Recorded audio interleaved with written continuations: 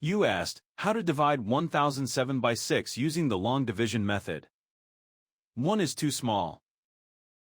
Use 10. 10 divided by 6 equals 1. 1 times 6 equals 6. 10 minus 6 equals 4. Bring down 0, making 40. 40 divided by 6 equals 6. 6 times 6 equals 36. 40 minus 36 equals 4.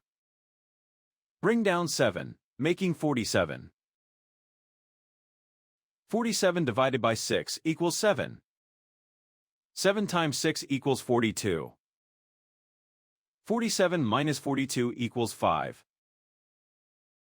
The remainder is 5. The final result is 167 remainder 5.